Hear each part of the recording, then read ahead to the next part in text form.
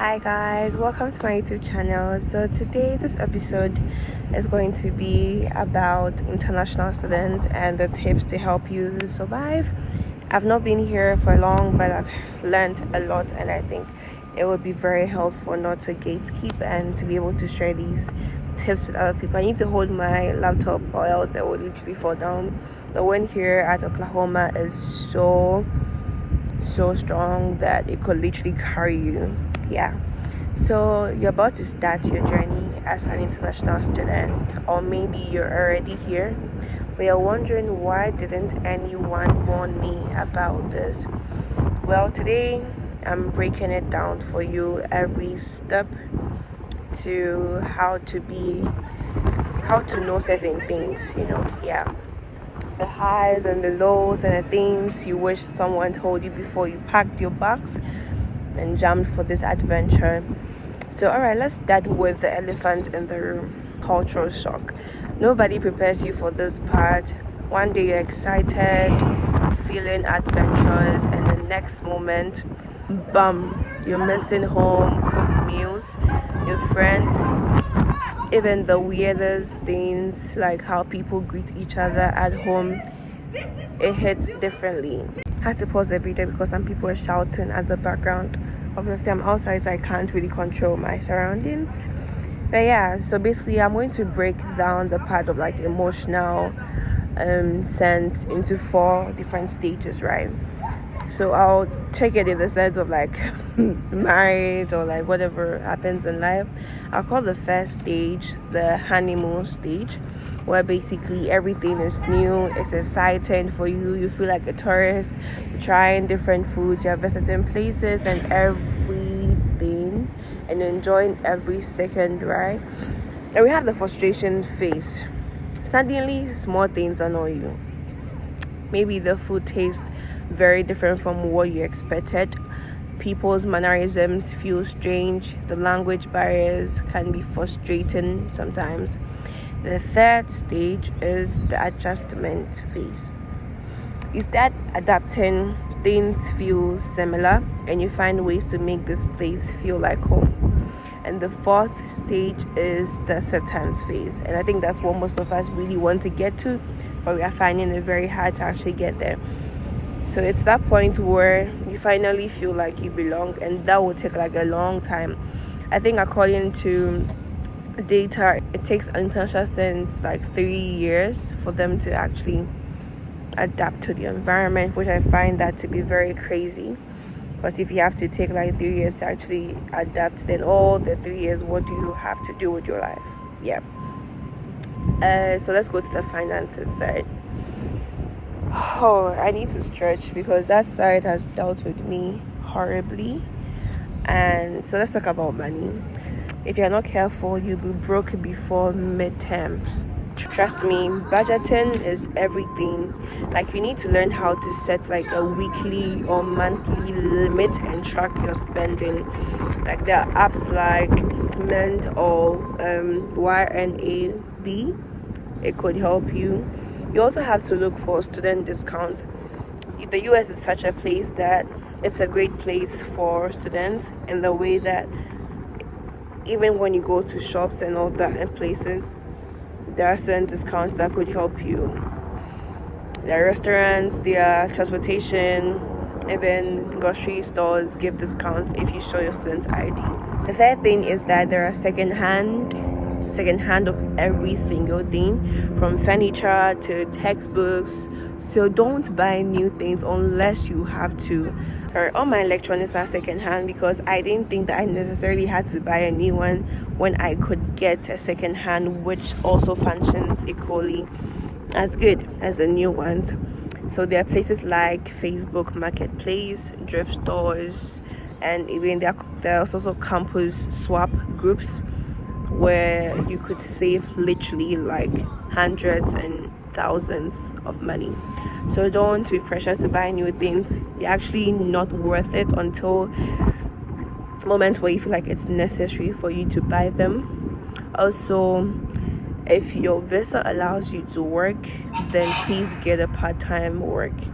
I know when we are coming from home, we feel like we need to enjoy, but please If not, look into online gigs like freelancing, tutoring, even reselling items online. These things will really help you.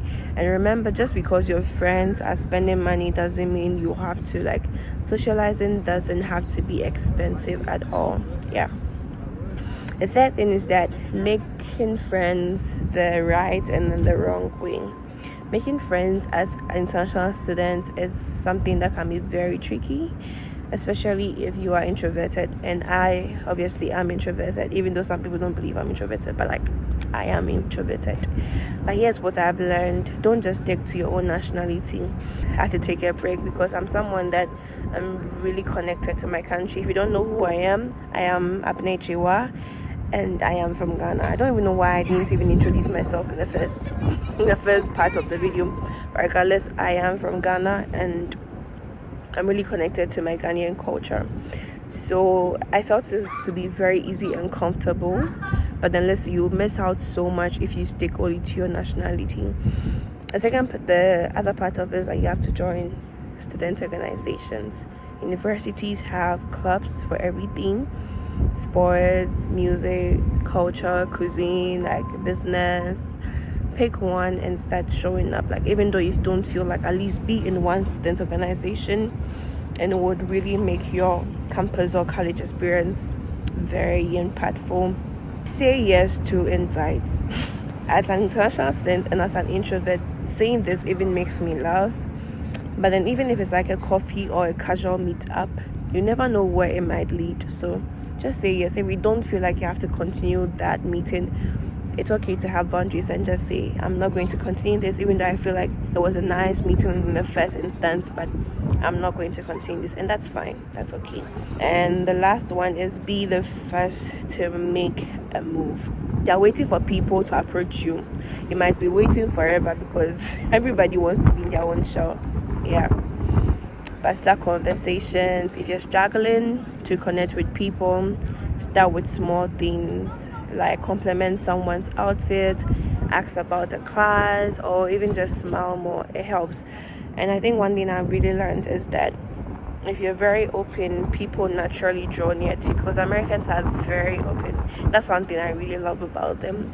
You can just meet an American somewhere and they're basically telling you about their entire life and their whole story. I'm like, oh, I don't want to hear that. But that's how it is, Yeah.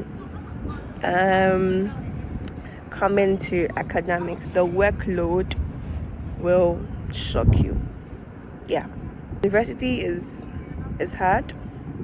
If you're studying in a very different education system, the transition can be very brutal. What I want you to do is that learn how your professors grade. It really helps a lot. Some focus on essays, some focus on exams, some on participation. Yes, figure it out early so that you know how to behave in certain classes. Some of professors, if you don't go to their classes, they really don't care. It doesn't affect your grade. Some of them, if you don't put in effort into your daily classwork, it would affect your grade. So just know early, and I think that would really be helpful. This thing I'm about to say, I didn't know until now, and it has been so good. Learn to use office hours. God, it really helps you a lot, because I think I am at the University of Oklahoma, and being here, when you're done with exams, professors barely give you your exam papers, so you have to go to them and ask them what went wrong. Or even not even exam papers, just ask them after class, I didn't understand this concept. And you can have a one-to-one experience with your professor and sit with them and chat. Even if it's not about school, just chat with them. Just chat with them about life. It really helps you. It helps you to feel connected to the class. And for someone who, I mostly get good grades based on my relationship with my professor. If I don't like someone, I barely put in effort for that class. So I just want you to know. Also find study groups. I'm not really a big fan of study groups, because I learned this when I'm alone. I think if you think that this would help you, please do, because it could be a game changer to people that explore study groups. explaining things to others really helps you understand much better. So please don't gatekeep. If you don't understand anything, learn to ask people how, and then you'll be shocked how many answers you actually get from people. The last part I think we have to talk about, time management is very key. Balance is everything. Please don't wait until the night before you start studying or you start doing assignments. If you ever feel, and one thing I have to say is that if you ever feel overwhelmed, don't keep in silence. Use campus resources. There are tutors, there are writing centers, there are academic advisors who can help you. And the last but two things I have to talk about is homesickness, how to cope. I think there's something we have to talk about. If we don't talk about it, then this video is literally not even going to be anything. I think I want you to stay connected, but not too much. Let me just breathe because this is a really big thing.